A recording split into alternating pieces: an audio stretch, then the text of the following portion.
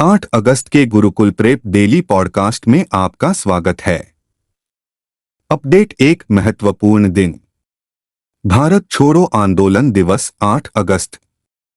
भारत छोड़ो आंदोलन 8 अगस्त 1942 को महात्मा गांधी द्वारा शुरू किया गया था। यह आंदोलन अखिल भारतीय कांग्रेस कमेटी AICC के बॉम्बे सत्र में शुरू किया गया एक जन आंदोलन था। गांधी जी ने ब्रिटिश शासन के खिलाफ निर्णायक लड़ाई के लिए देशवासियों को करो या मरो का स्पष्ट आह्वान किया। हर साल 8 अगस्त को भारत छोड़ो दिवस मनाया जाता है, जो भारत के स्वतंत्रता संग्राम के इतिहास में एक निर्णायक क्षण था। यह दिन उन स्वतंत्रता सेनानियों को श्रद्धांजलि देने का भी अवसर है, जिन्होंने देश की आजादी के लिए अपने प्राणों की आहुति दी है। अपडेट 2। समझौता। भारत ने बिम्स्टेक से मुक्त व्यापार समझौते पर पुनर्विचार करने का आग्रह किया। वाणिज्य एवं उद्योग मंत्री पीयूष गोयल ने सुझाव दिया कि बंगाल की खाड़ी बहुक्षेत्रीय तकनीकी एवं आर्थिक सहयोग पहल बिम्स्टेक के साथ सदस्य देशों को प्रस्तावित मुक्त व्यापार समझौते पर फिर से विचार करना चाहिए, क्योंकि समझौते को लेकर बातचीत बहुत धीमी गति से आगे बढ़ रही है। समूह 2004 से प्रस्तावित मुक्त व्यापार समझौते FTA पर बातचीत कर रहा है। मंत्री ने कहा, सदस्य पूर्ण मुक्त व्यापार समझौते के बजाय अधिमान्य व्यापार समझौते पर बातचीत करने के बारे में सोच सकते हैं। अब तक 20 से अधिक दौर की वार्ताएं हो चुकी हैं।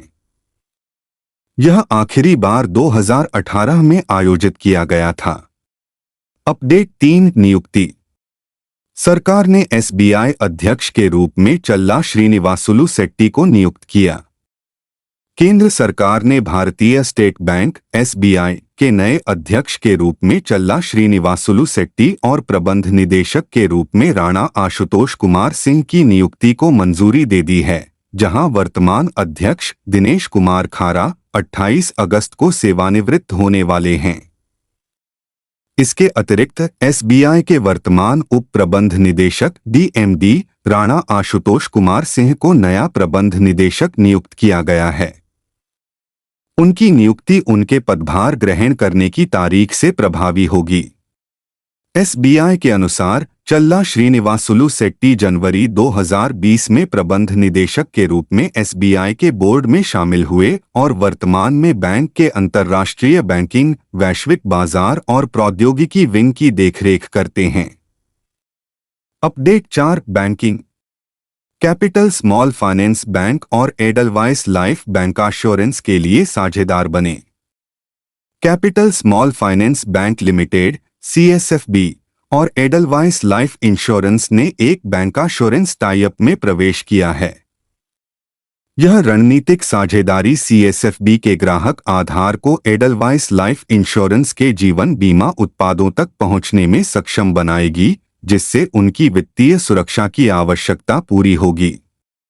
इस व्यवस्था का उद्देश्य अपने ग्राहकों को एडलवाइस लाइफ के डिजिटल प्लेटफॉर्म और सर्विस टचअप पॉइंट तक पहुंच प्रदान करके CSFB के जीवन बीमा लाभ को बढ़ाना है।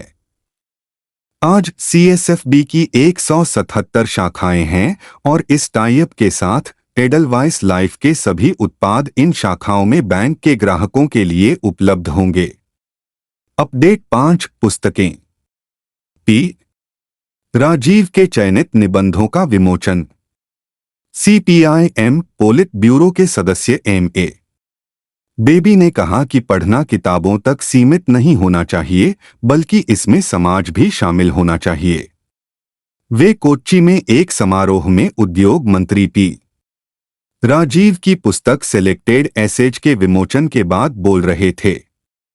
श्री बेबी ने कहा कि श्री राजीव पाठकों को जटिल विषयों को समझने में मदद करने के लिए एक सरल और मूल भाषा विकसित करने में सफल रहे हैं। लेखक और आलोचक सुनील P इलैडम ने पुस्तक की पहली प्रति स्वीकार की। हरिथम बुक्स द्वारा प्रकाशित इस पुस्तक में मंत्री द्वारा समाचार पत्रों और पत्रिकाओं में लिखे गए 127 निबंध और उनके भाषण भी शामिल हैं। अपडेट 6। अंतर्राष्ट्रीय। नोबेल पुरस्कार विजेता मोहम्मद यूनुस बांग्लादेश अंतरिम सरकार का नेतृत्व करेंगे।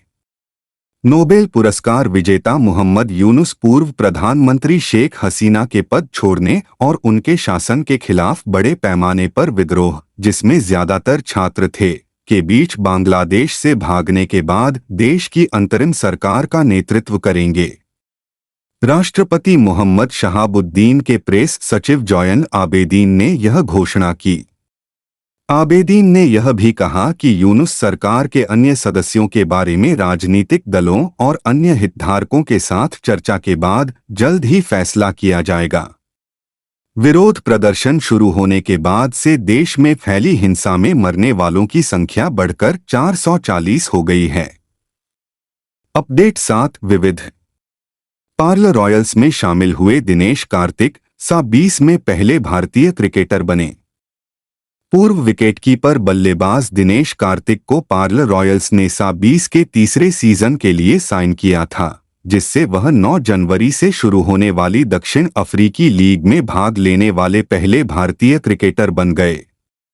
कार्तिक 39 वर्ष ने इस साल जून में क्रिकेट के सभी प्रारूपों से संन्यास ले लिया था और तब से इंडियन प्रीमियर लीग की टीम रॉयल चैलेंजर्स बेंगलुरु ने उन्हें मेंटर और बल्लेबाजी कोच नियुक्त किया है।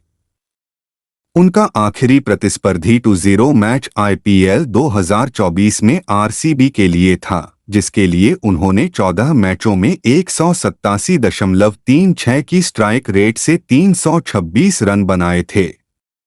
कार्तिक का भारतीय टीम में आखिरी मैच 2022 में ऑस्ट्रेलिया में 2-0 विश्व कप के दौरान बांग्लादेश के खिलाफ था। अपडेट 8 राष्ट्रीय सरकार ने फैसला पलटा, LTCG कर के लिए इंडेक्सेशन लाभ बहाल।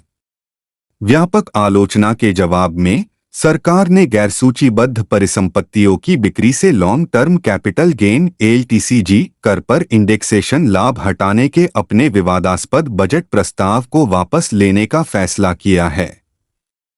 वित्त विधेयक में किए गए संशोधनों के अनुसार करदाताओं के पास अब इंडेक्सेशन लाभ के साथ 20% की दर से या 23 जुलाई 2024 से पहले अधिग्रहित संपत्तियों के लिए इंडेक्सेशन लाभ के बिना 5% की नई दर पर LTCG कर का भुगतान करने का विकल्प है।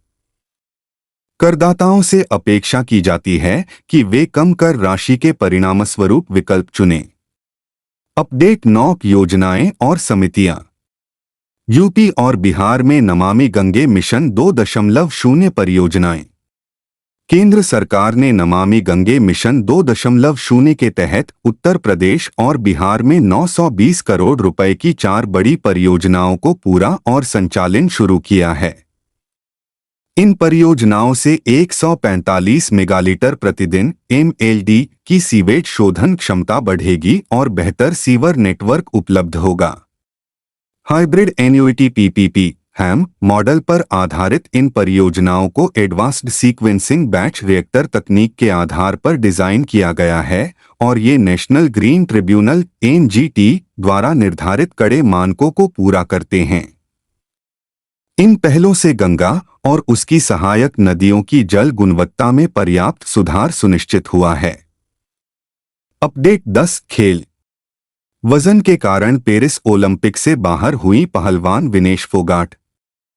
2024 पेरिस ओलंपिक खेलों में परम गौरव के शिखर पर भारत की प्रमुख पहलवान विनेश फोगाट को फाइनल से कुछ घंटे पहले अयोग्य घोषित कर दिया गया था। विनेश 50 किलोग्राम फ्रीस्टाइल कुश्ती वर्ग में भाग ले रही थीं। उन्हें अपनी स्पर्धा के लिए 50 किलोग्राम वजन सीमा से 100 ग्राम अधिक वजन का पाया गया। विनेश आमतौर पर 53 किलोग्राम वर्ग में खेलती हैं, लेकिन पेरिस ओलंपिक के लिए उनका वजन 50 किलोग्राम हो गया है। उसके वजन करने के दूसरे दिन वह लगभग 100 ग्राम के छोटे अंतर से सीमा से अधिक पाई गई थी। भारतीय ओलंपिक संघ IOA ने उन्हें अयोग्य घोषित करने के खिलाफ अपील की है।